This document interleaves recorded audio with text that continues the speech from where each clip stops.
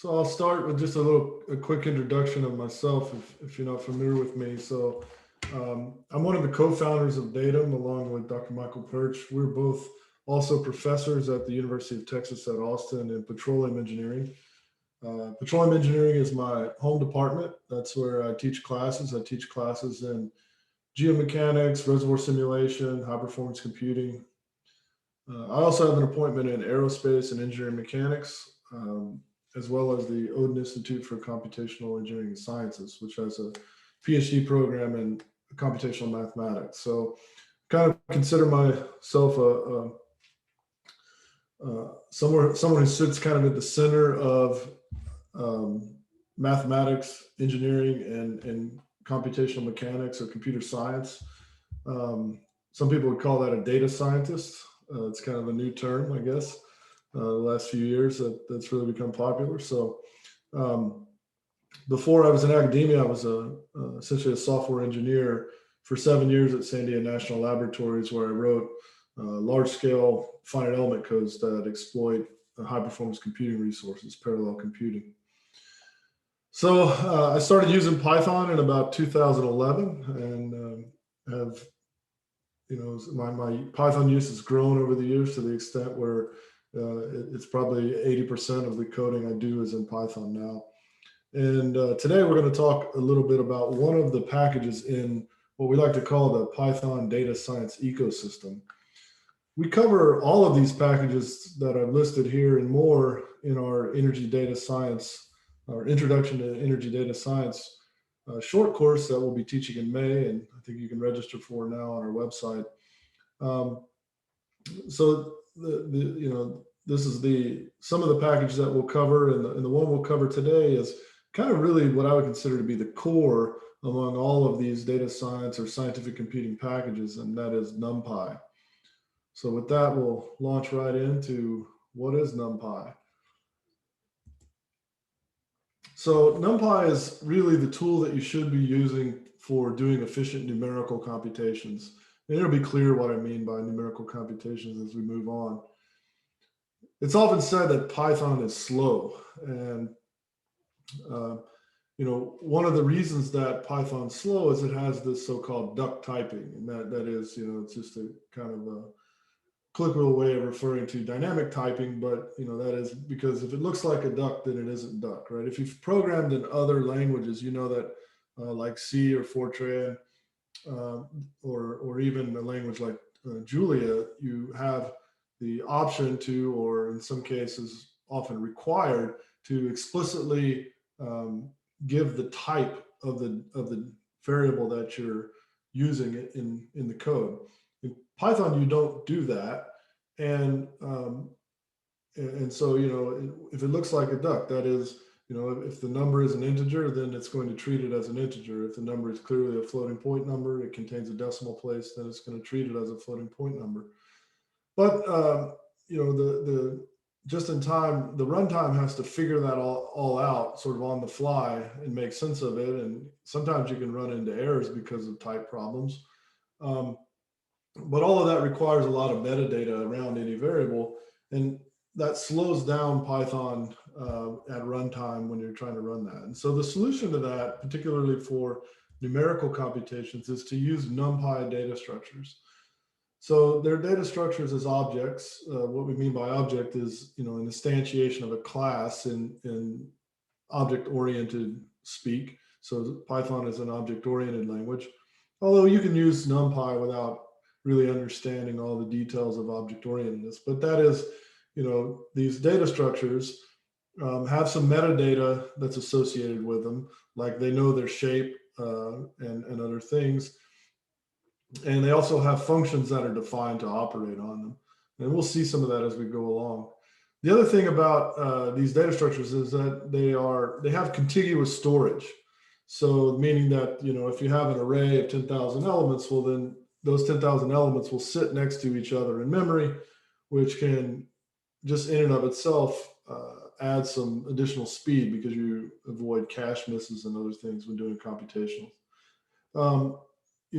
As we'll see as we go on, this common functionality and a set of operators that are implemented in C. So as we'll see in just a second, if we have a NumPy array X and we want to multiply that element wise by a NumPy array Y, we can just simply write X times Y. And the actual computation that's done is done in compiled C code. And so what you result in is something that's very fast. And in fact, it's almost, in most cases, very, very near what you could expect to see in a compiled language like C. For those computations. So let's take a look and just see how slow Python is. And to do that, we're going to use this so-called magic function, time it from IPython. So what I'm going to do here is I'm going to start with a Python or a generated Python list that ranges from 0 to, well, it has 1,000,000 elements. So 0 to 999,999. And all I'm going to do is add 1 to each of those elements.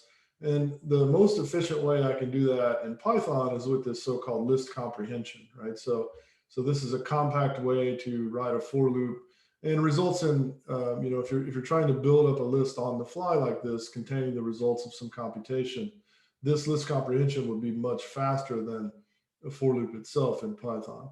But again, this is pure Python code. And if we run this, at least on my laptop, you see that this operation takes 119 milliseconds to run.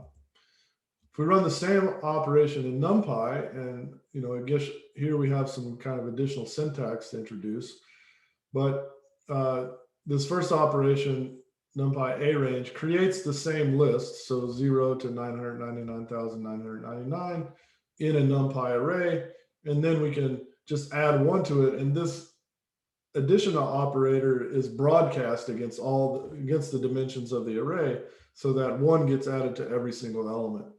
And you can see there, it's about 100 times speed up there, and of course the syntax is a little bit cleaner as well, in my opinion. So it's about 100 times speed up there for a simple addition operation. There are also so-called universal functions in NumPy. And we've already seen, one example is just the mathematical operator, the plus, but there's also all your typical mathematical operations like sine, cosine, your trig operators, and other things.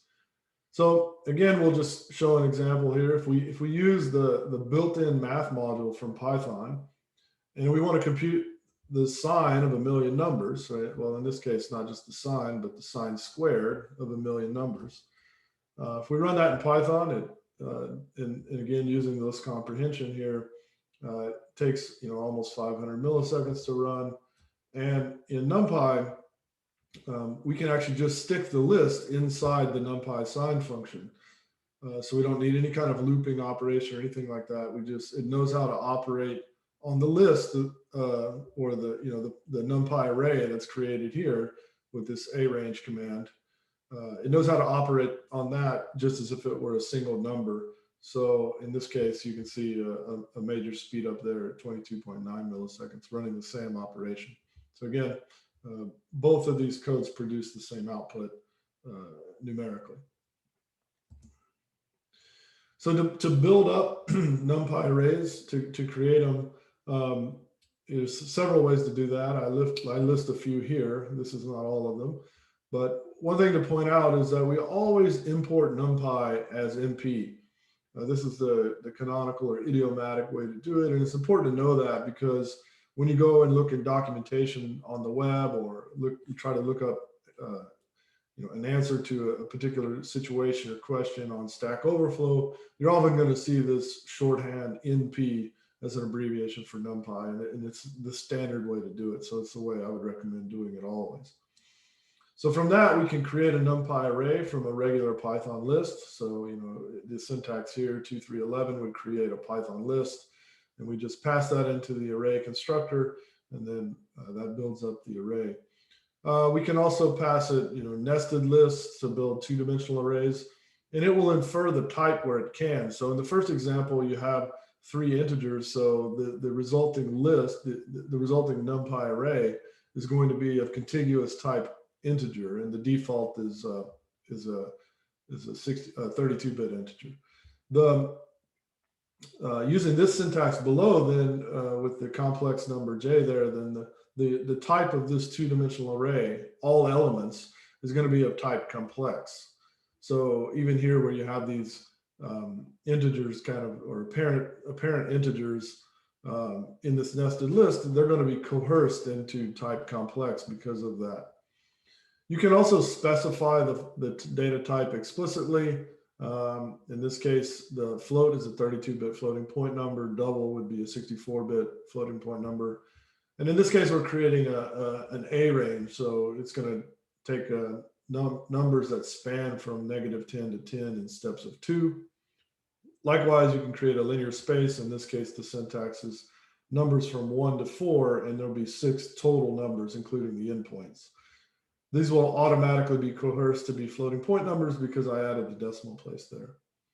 There's also a multitude of commands to read from files, read data from files there. So let's look at some other syntax for NumPy. It has many functions for slicing, getting info, etc.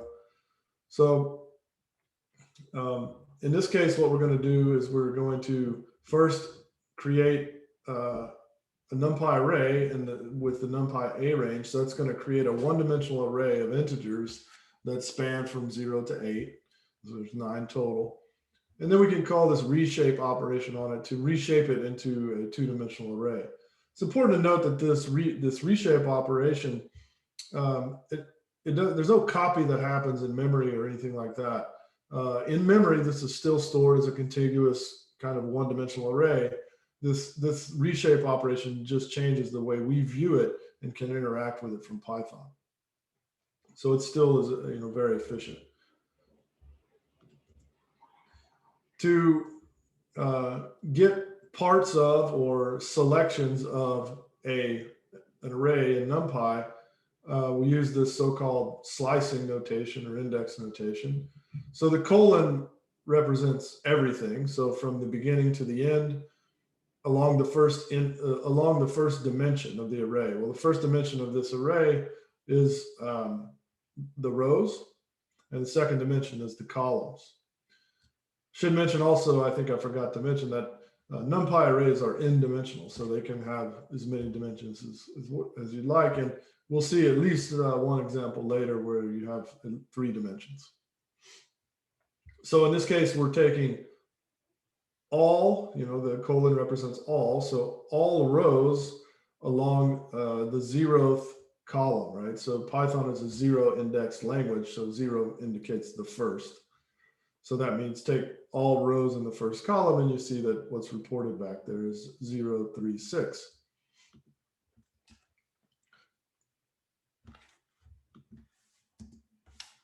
Again, we can get information about the array. This is the original array X. If we call this shape attribute on it, it will tell us that it's a 3 by 3, as you can clearly see. And this was, after we called the reshape operation on it there. We can also do, this is a more complex example of indexing. And so in this case, what we're going to do is we're going to take, all rows from the beginning to the end in steps of 2, and all columns from the beginning to the end in steps of 2.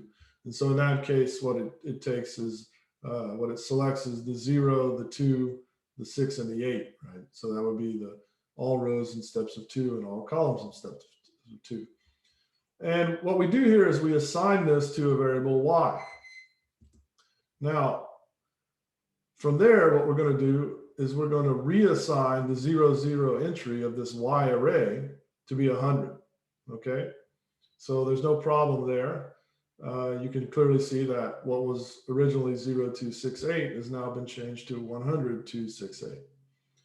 However, what may not be obvious is what occurs next. If I print now the X array, this was our original array that we started with at the very beginning, this guy, which has a 0 in the 0, 0 entry. What you'll notice now is that even though I reassigned a y, that it apparently X has changed as well, okay?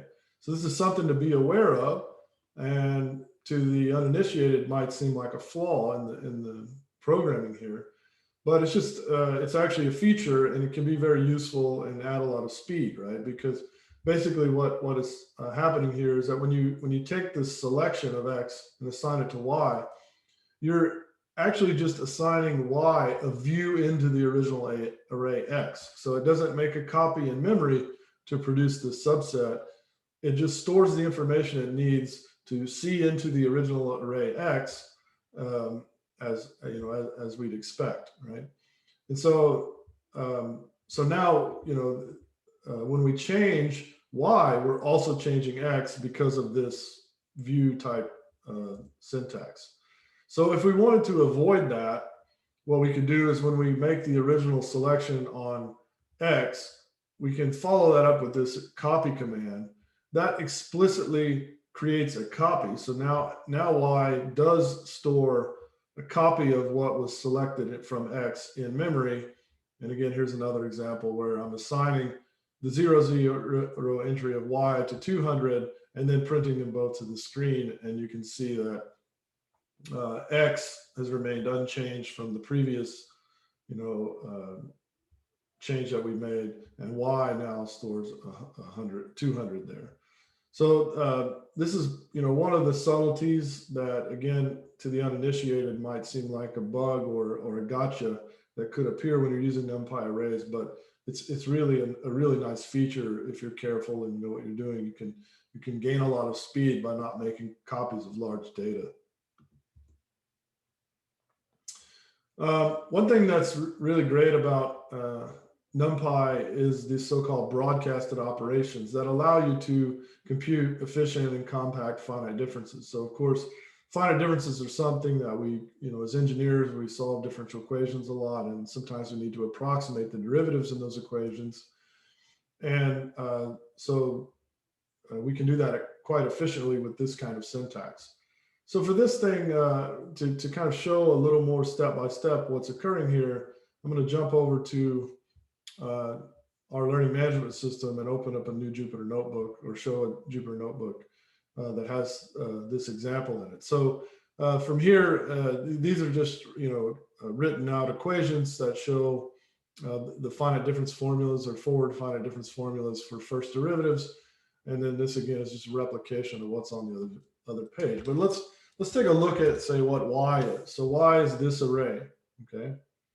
So if I write the notation Y from 1 to the end, that selects, you can see clearly it selects the second element and all of the elements to the end of the array, okay? Likewise, if I take Y from the beginning to 1 from the end, then I get the first element, 0, right? So here's our original array Y. So I get the first element, and then I take all of them except I exclude the last element of the array, right? So the original array Y has 1444 as the last element, and here we're only taking up to the second to last element, 1296. That's what this -1 syntax does, right?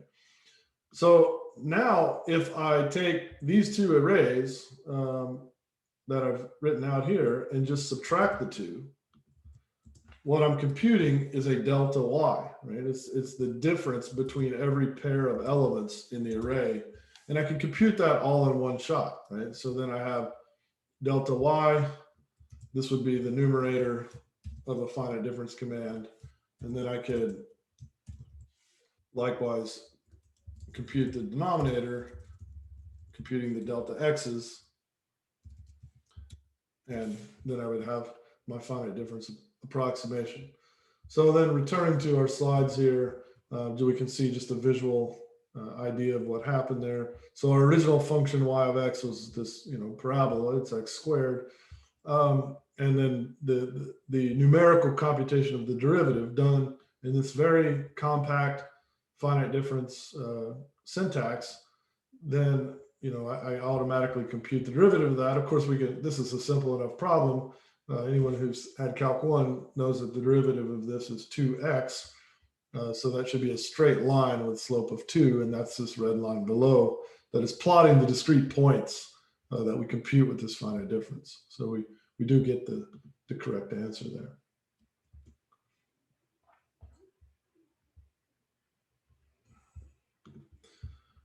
So we'll just do something more complicated with these so-called broadcasting operations here. And so what we're going to do here is we're going to create 3 arrays. In this case, the arrays will be fairly large. So 800 by 600, so 800 rows by 600 columns. And each, sorry, just looking at a question.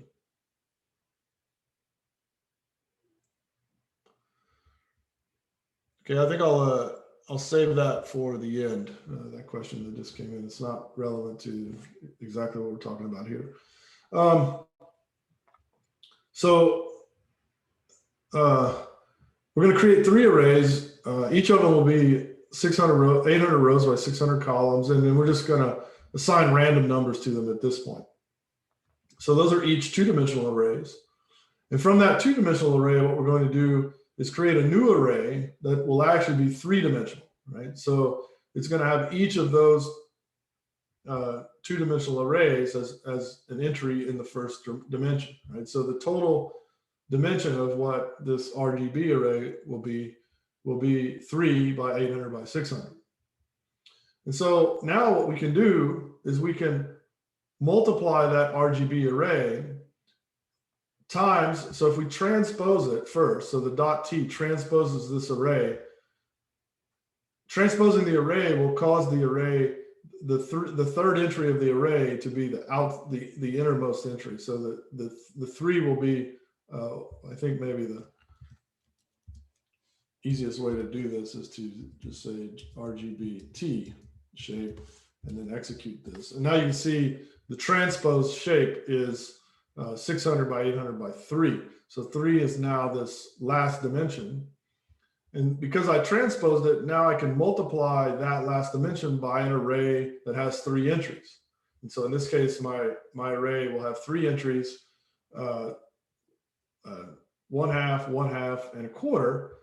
And those operations will be broadcast against the other 2 dimensions. So the first array, blue, the first array, red, will be multiplied by 1/2, all 600 by 800 pixels or entries. Same thing for blue, it will be multiplied by 1/2, all 600 by 800 entries. And the last array, green, will be multiplied by 1/4, all 600 by 800 entries. Okay, and that computation occurs extremely fast. So this is a very fast computation that's done. In the time I can execute that. And so if you were to try to do this in some kind of Python for loop, you'd have to loop over all those dimensions, and this would take minutes to run even this simple computation, whereas here it just occurs really quickly. And then so we can just take another look at what we did exactly here visually, right? So in this case, our original, I used the dimension 600 by 800 to just show that we can plot it as kind of a picture where each of those pictures are represented by an RGB value, a percentage of red, green, and blue. And then when we multiply it in the scaled image, you can see that the colors have changed. So all of the red and blue have been cut by 1/2, and the green has been cut by only a 1/4, which results in the final image having a greener tint than the original, even though these are just random pixels, right? So that's kind of a visual representation of what we were able to do there with very simple broadcasting notation. We can also do so-called fancy indexing. So if we have an array that looks like this, just the numbers that go from 0 to 8, of course we can take a single entry by selecting the third entry, which in this case also corresponds to so it's 0, 1, 2, 3. So the result is the integer 3. That's what's stored in the third index of the array X.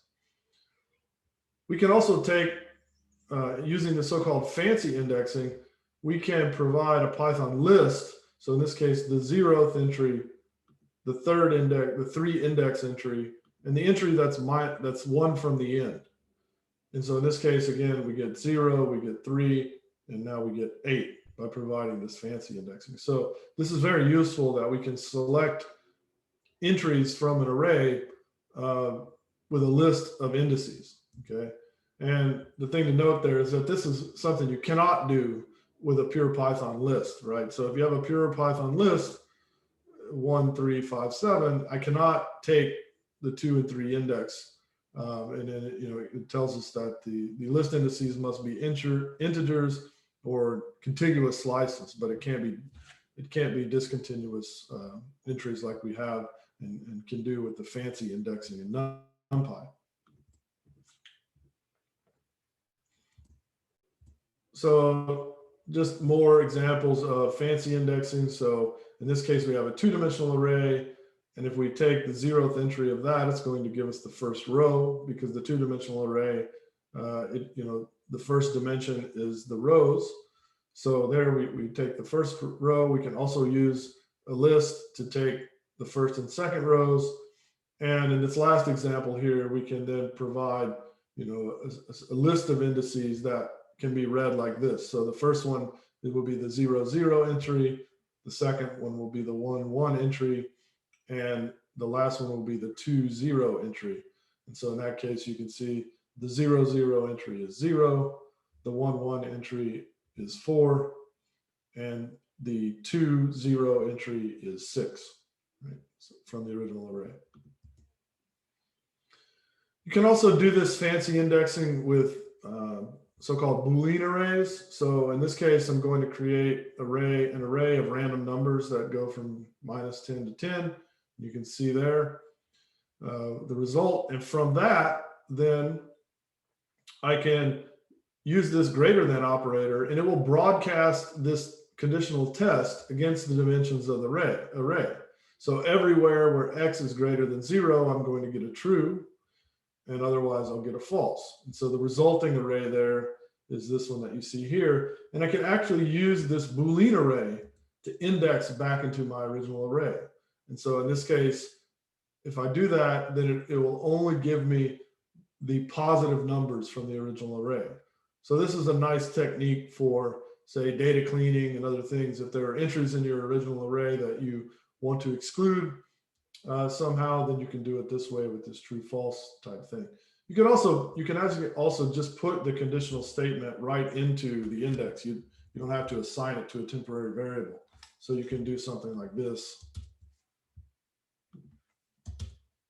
Right? So again, you'll get all the positive entries from the original array. So this, because I used a random number generator, there was only one negative entry there, but they're all here now. So I guess to be consistent with everything, I should probably execute all the cells here. Yeah, so I can also use this NumPy where command. And so the syntax here, the first entry in this where command is a conditional statement. So this is our x greater than 0. So the way you read this is to say that where this is true, then I want to just pass in the value of x, or return the value of x. And where it's false, I want to return 0. So again, looking at our original array up here, all the negative values where the conditional statement is false, they will get replaced with values of 0 in this array that is returned from the where command, right? So that's what you see here. Again, another useful technique in data cleaning, data imputation, like operations. So there are some similar packages that these are kind of newer packages than NumPy, built on the technology and ideas behind NumPy. One of them that's the most exciting probably is called JAX, or specifically the JAX NumPy module. And the reason that that is exciting is because they have re-implemented all of the NumPy API in one-to-one correspondence. So for example, if you have code that calls NumPy sign function or NumPy where, you can essentially just you can take that same code, and by changing the imports a little bit, you can use JAX convert your code to JAX code. And the reason that that's significant is that in JAX, all of the computations can actually be compiled to run on GPUs or TPUs, product units, so or tensor processing units. So these are accelerators that have become popular in training machine learning, deep learning networks and other things like that. So in addition to that, all of the data structures within JAX NumPy are also automatically differentiable. So you can compute gradients, Jacobians, other things like that, using automatic differentiation techniques, which again have gained a lot of popularity from the training of neural networks or neural network frameworks. And there's a lot of similarity with PyTorch and TensorFlow in that example. However, the nice thing about JAX is that, again, it implements the NumPy API one-to-one. So if you're familiar with NumPy, used to using NumPy, or have existing NumPy code, it's a very quick transition to use JAX, and you can get some additional speed from running those computations on GPUs if available. Xarray is another package that's worth mentioning. It has a lot of similarities with NumPy, except the nice thing about Xarray is that you can actually use labels for your axes. So instead of just referring to the axes of a multi-dimensional array by their integers, 0, 1, 2, you can actually give them names, which makes the code a little bit more readable as you go, because it's a little easier to decipher what each of the axes are, if you give them appropriate labels that tie back to some physical variable or something like that. So I have an example to work, but the last thing I want to leave you with is, maybe something that should be called John Foster's law or rule of Python for numerical computations. And that is this: if you're doing a numerical computation in Python and you find yourself writing a for loop, you're probably doing it wrong. I say probably because there are cases when you cannot avoid it. But just as you go on, and now that you know a little bit about NumPy, as you go on and you write Python code, anytime when you find yourself writing a for loop, or a while loop, I guess, of course, but if you find yourself writing a loop to iterate over a data structure to do numerical computations, right? So addition, subtractions, trigonometric operations, those things, you should think about how you can use NumPy to broadcast those operations across the whole array at once. And you'll see a tremendous speed up from that. Just that alone, okay? And of course, if you then move on, if you have GPUs available, you move on to a tool like JAX, you'll see even more benefit from it. So the next thing I'm going to do is work an example. This example is actually taken from our Introduction to Energy Data Science class.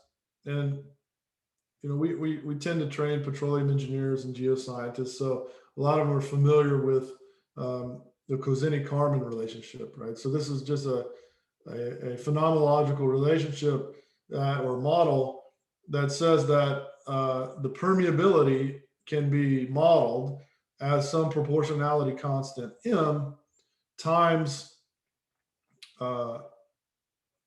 this function, so where phi is the porosity, so phi cubed over 1 minus phi squared. So the idea here is that if you can fit this function, if you can fit this proportionality constant, then you can have a model that predicts permeability from porosity, where outside where you have data for the porosity. And what this leads to, and I show the details here, but what this leads to is a least squares problem, or ultimately that we could use in linear regression. So this is a very simple, or the most simple type of machine learning model. So all we have to do is solve this least squared problem, that is A transpose A times X equals A transpose times B, where the unknown coefficients of the model will be returned in X. The A matrix is formulated like this. So it's a row of ones, a column of ones and a column of phi, which is, f of phi, where f of phi is defined by this function, the Kozeny-Kármán function here. So this becomes my A matrix, which will not be a square matrix. It'll be much longer. It'll be as long, it'll have 2 columns, and it'll have as many rows as there are data points. The B vector is then just the permeabilities. So with that, I'll go ahead and show you how we can solve this with NumPy commands. And in the energy data science class, we use an object-oriented approach. But for here, I will, for this example, I'll just show you kind of one line at a time exactly what we're doing as we go through. So the first thing we'll do is we'll use the porosity to compute that, what I'll call the KC model, and that is that F of phi, right? So in this case, John, I think you have a hand up real quick. Emmanuel, I'm going to allow you to talk here if you want to either type or ask a question. He just put his hand up. Go ahead.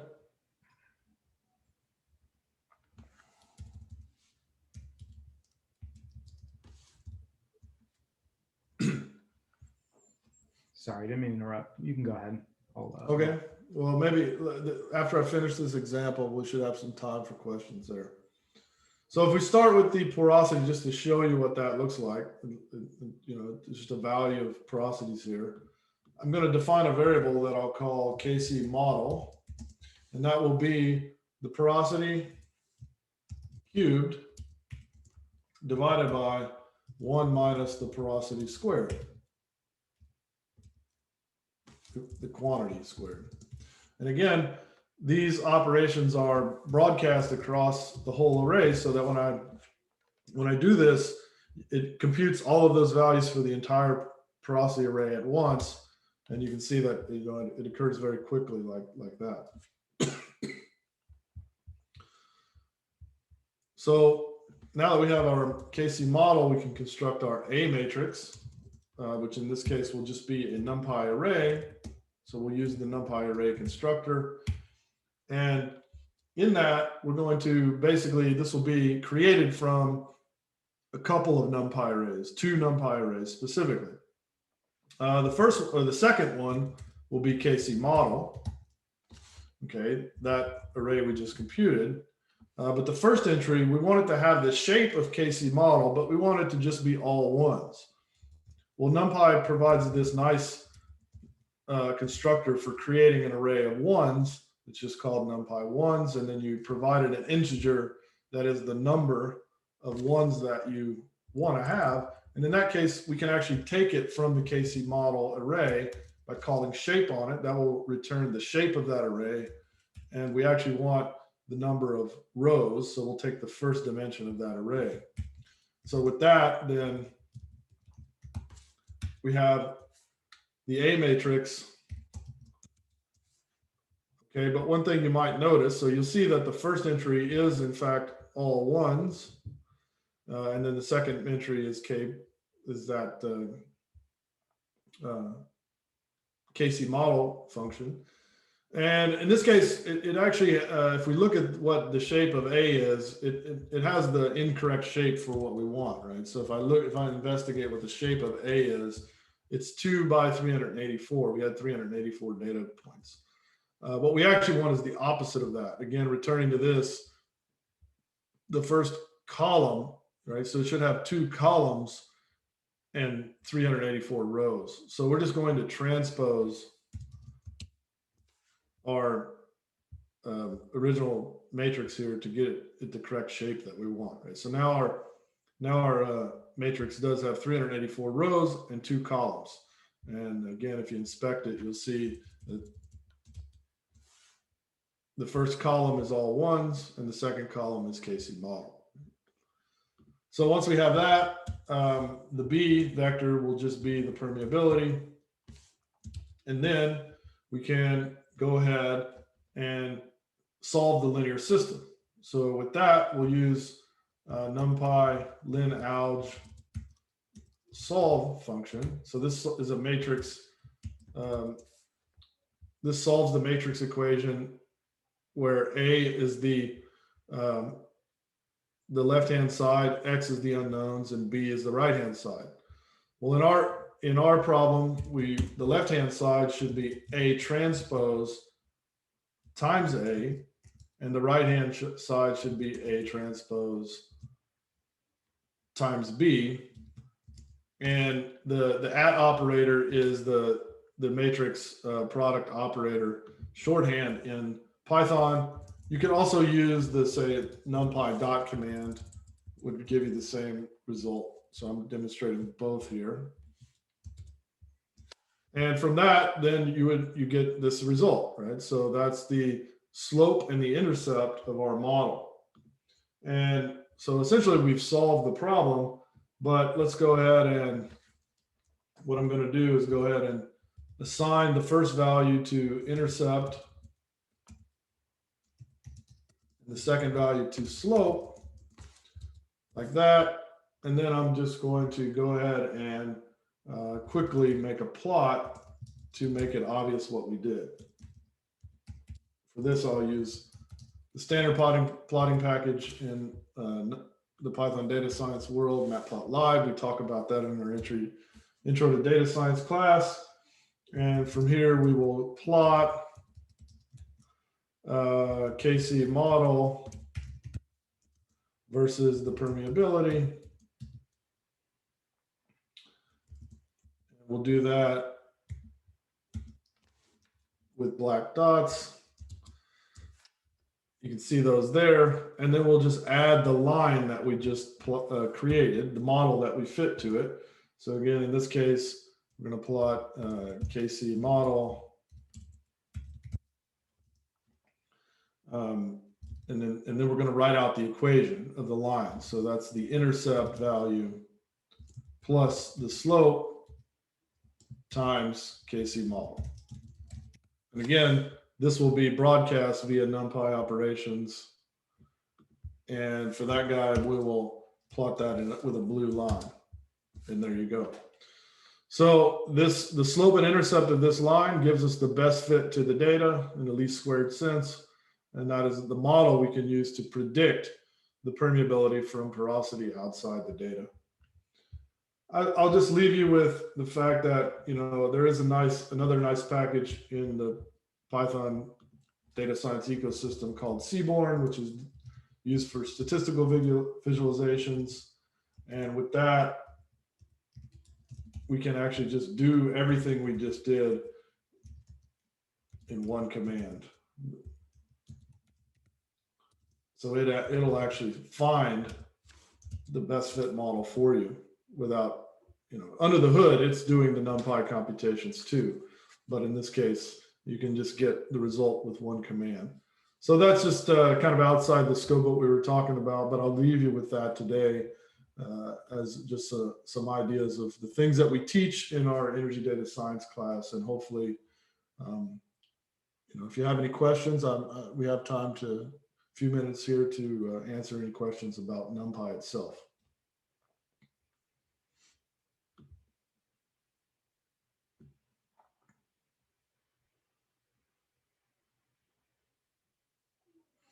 So there was a question earlier that said, you know, how to import an array with X, Y coordinates and each position contains the value of interest. That really just depends. It depends on how dense that array is. There's a couple of options. One would be that you could have, you know, essentially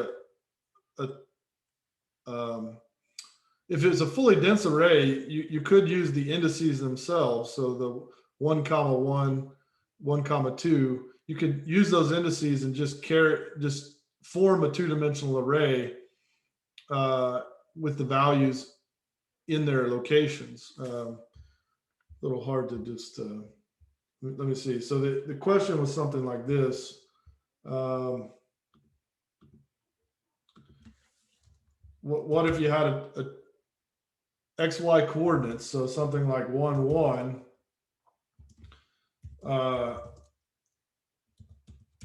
is equal to 0.2, 1, 2 is equal to 0.3, 2, 2 is equal to 0.9. So one thing you could do, I mean, the first thing is, you know, I would probably convert, you know, we're using Python, so let's subtract everything by 1 so that we get the right indices shape, right? Because instead of a 1, 1 entry being the first entry In Python, it should actually be 0, 0. So we'd have something like that. And so from this, if you wanted this kind of structure, I mean, one way to do it would be to start with an array of zeros. That has 4, and reshape it to be 2, 2. And then, you know, however you want, you could put the entries in. So the 0, 0 entry would have 0.2. The 0, 1 entry would be 0.3, and the 1, 1 entry would be 0.9. So now X would look like this, and you can refer to, you know, once you have everything set up, then you can get points like that in their XY coordinates, as you mentioned, you know, could be taken like that. Okay. The other option, if the array is very sparse, that is, the two-dimensional array that would be returned is very sparse, meaning mostly zeros in it, then you wouldn't want to. It would be inefficient to store all those zeros, and so you could use a sparse array. And so there's also sparse arrays that you can use in the SciPy package.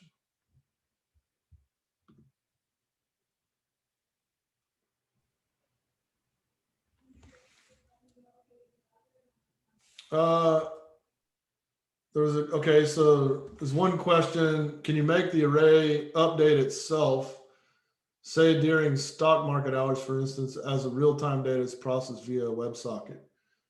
Yeah, that's no issue. You know, if you have a contiguous array in memory, you can simply update it. So you can even use the indexing type commands to update it. So in this case, if I wanted to update the entire first row, I could do it with something like this.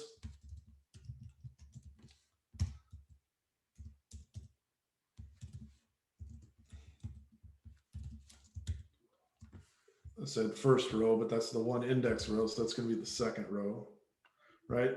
Where the right-hand side of my example here could come from a WebSocket request, right? So that would be one way. How might this porosity example been done using JAX? Where would we have made the changes? Well, I actually do not have JAX installed right now on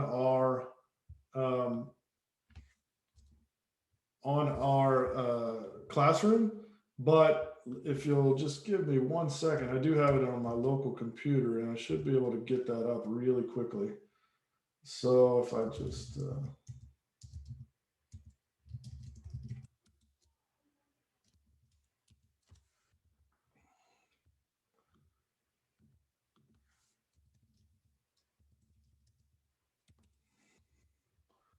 pull up another notebook here. This time, this one will have JAX installed. And then, well, I don't have the porosity and permeability values. Let me see how quickly I could do this.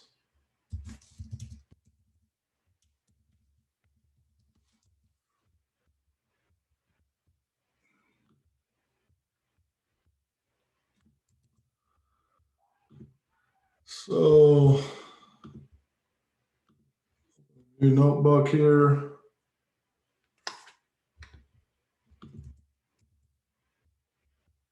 And all I'm going to change is, instead of doing import NumPy, I'm going to do import jax.numpy, and I'm going to say as JNP.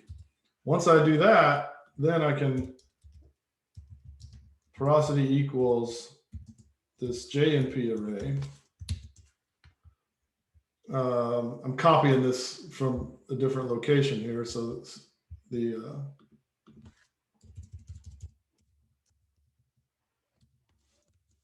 here's the permeability. Oops.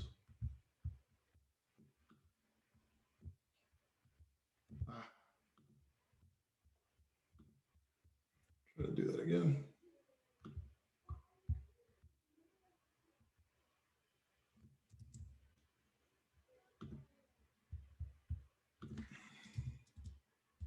So in this guy would be the permeability equals J and P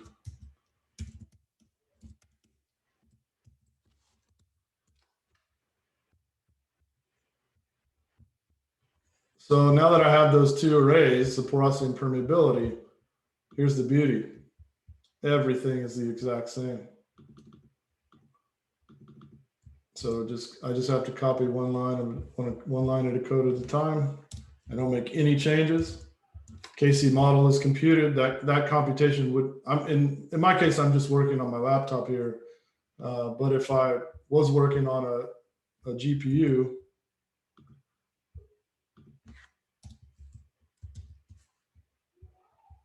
I have to change this to JNP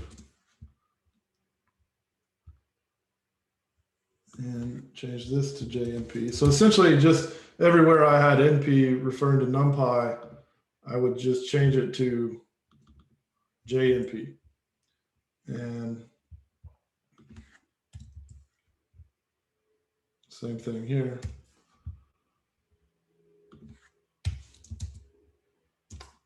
And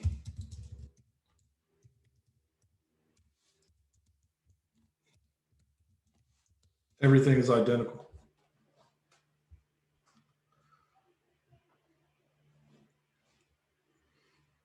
So just wondering if industry best practice to use a single package like Seaborn that hides much of the underlying work that is done with NumPy, or to show the work for reasons of maintainability. I mean, if you're doing linear regression and all you care about is the plot, then I would use Seaborn. I mean, it's implementing exactly the same. The Seaborn code is highly tested, as is, so you can assure that it would, work. Obviously, if you're doing more complicated things, then you would, for the example I showed here today, I would just use Seaborn. There's a question. Can you speak about the relationship between pandas and NumPy? So NumPy, the biggest difference is that NumPy allows for n-dimensional data structures. Pandas is typically something you would use for two-dimensional data, right? So labels across, you can think of it like an Excel spreadsheet, right? Labels across the top, indices that refer to the rows along the side. So kind of think about pandas as good for two-dimensional data, whereas NumPy is extendable to n-dimensional data. However, one advantage of pandas is that you can refer to the data by the labels, right? So it makes the code a lot more readable. And it has a lot more, pandas has a lot of functionality built into it for operating on two-dimensional data and a lot of things that you would do in like Excel-like tasks. You can do all of it in NumPy as well, but sometimes the pandas code can be a little more readable because, again, you can refer to the data by its label and not just some arbitrary index that you'd have to refer to it as from a NumPy array. The X-array package that I mentioned can kind of be thought as a combination of the two. So you can have labeled axes in X-array. So that might be the best of both worlds. So I don't see any more questions coming in. Thank you for your attendance today and hope to see you at one of our courses in the future.